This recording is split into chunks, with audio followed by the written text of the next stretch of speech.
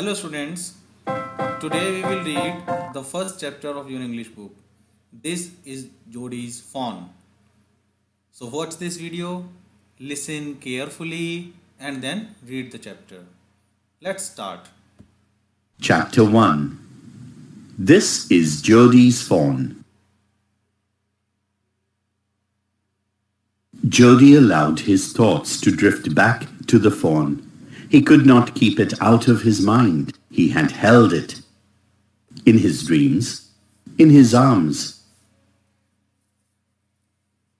He slipped from the table and went to his father's bedside. Penny lay at rest. His eyes were open and clear, but the pupils were still dark and dilated. Jody said, "How are you feeling, Pa?" "Just fine, son. Old Death has gone thieving elsewhere. But wasn't it a close shave?" "I agree," Penny said. "I'm proud of you, boy. The way you kept your head and did what was needed." "Pa." "Yes, son." "Pa, do you recollect the doe and the fawn?" "I can never forget them. The poor doe saved me, that's certain." "Pa, the fawn may be out there yet. It might be hungry and very scared." "I suppose so." "Pa, I'm a big boy now and don't need to drink milk. Why don't I go and see if I can find the fawn and bring it here and raise it?" Penny lay quiet, staring at the ceiling. "Boy, you've got me hemmed in. It won't take much to raise it, Pa. It'll soon start eating leaves and acorns. You are smarter than boys of your age. We took its mother, and it wasn't to blame." "Surely, it seems ungrateful to leave it to starve. Son, I can't say no to you. I never thought I'd live to see another day. Can I ride back with Millwheel and see if I can find it?" "Tell your ma I said you can go." He sidled back to the table and sat down. His mother was pouring coffee for everyone. He said, "Ma, Pa says I can go bring back the fawn." She held the coffee pot in midair. "What fawn?" "The fawn belonging to the doe we killed. We used the doe's liver to draw out the poison and save Pa." She gasped. "Well, for pity's sake." "Pa says it would be ungrateful to leave it to starve." Doc Wilson said, "That's right, ma'am. Nothing in the world comes quite free.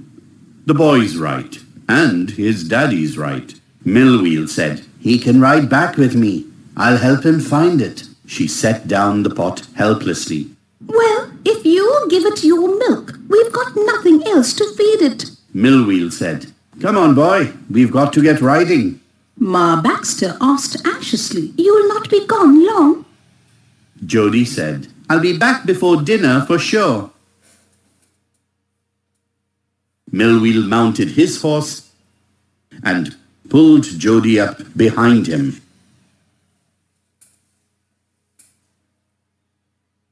He said to Millwheel, "Do you think the fawn's still there? Will you help me find him?" "We'll find him if he's alive." "How do you know it's a he?" "The spots were all in a line. On a doe fawn, Pa says, the spots are every which way." Jody gave himself over to thoughts of the fawn. They passed the abandoned clearing. He said, "Cut to the north, Millwheel. It was up here that Pa got bitten by the snake and killed the doe, and I saw the fawn." Suddenly, Jody was unwilling to have Millwheel with him. If the fawn was dead or could not be found, he could not have his disappointment seen. And if the fawn was there, the meeting would be so lovely and so secret that he could not endure to share it. He said, "It's not far now, but the scrub is very thick for a horse. I can make it on foot, but I'm afraid to leave you, boy. Suppose you got lost or got bitten by the snake too. I'll take care. It might take me a long time to find the fawn. If he's wandered, leave me off right here." "All right, But you take it easy now. You know, north here and east, there and there. That tall pine makes a bearing. So long, Millwheel. I'm obliged. He waited for the sound of the hooves to end, then cut to the right. The scrub was still. Only his own crackling of twigs sounded across the silence. He wondered for an instant if he had mistaken his direction.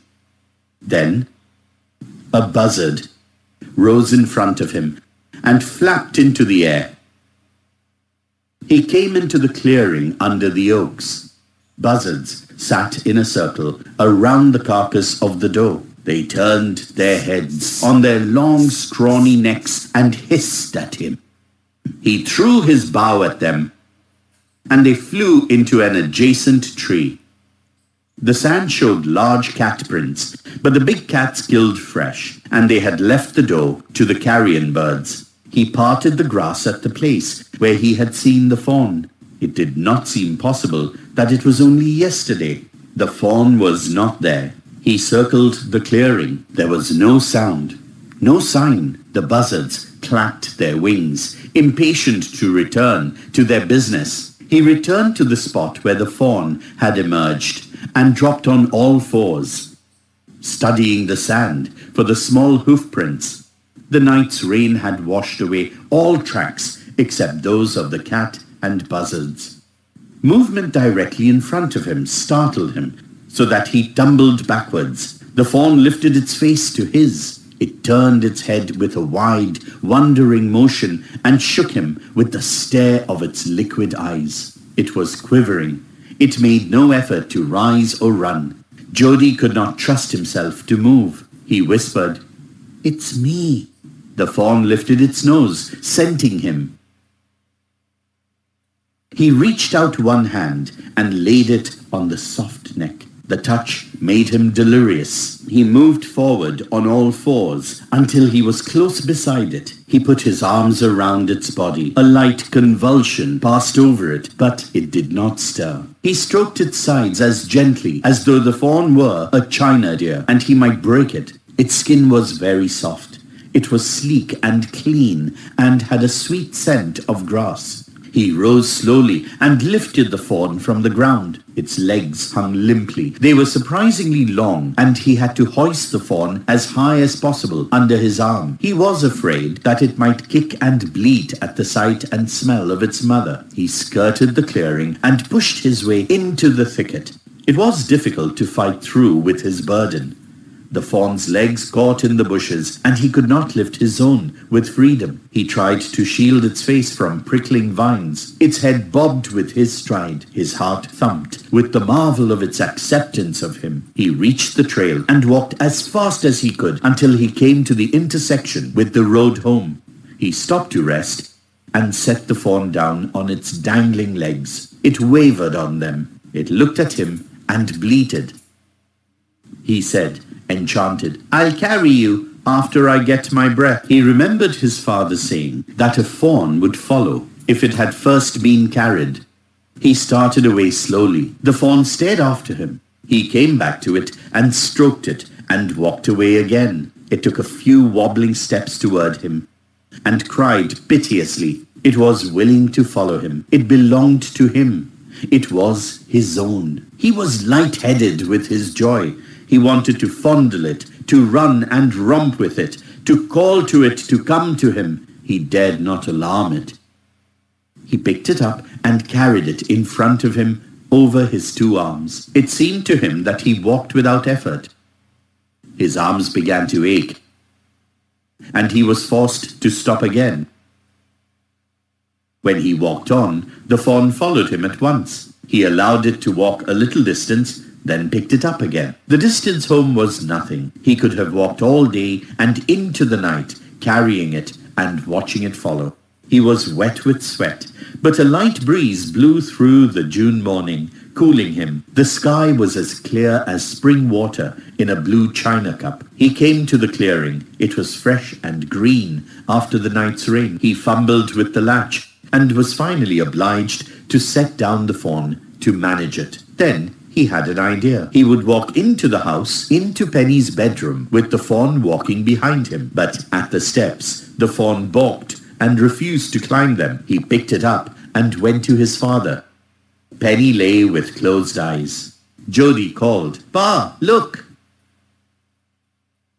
Penny turned his head. Jody stood beside him. The fawn clutched hard against him. It seemed to Penny that the boy's eyes were as bright as the fawn's. He said, "I'm glad you found him." Jody then went to the kitchen. The fawn wobbled after him. A pan of morning's milk stood in the kitchen safe. The cream had risen on it. He skimmed the cream into a jug. He poured milk into a small gourd. He held it out to the fawn. It butted it suddenly, smelling the milk. He saved it precariously from spilling over the floor. It could make nothing of the milk in the gourd. He dipped his fingers in the milk and thrust them into the fawn's soft, wet mouth. It sucked greedily. When he withdrew them, it bleated frantically and butted him. He dipped his fingers again.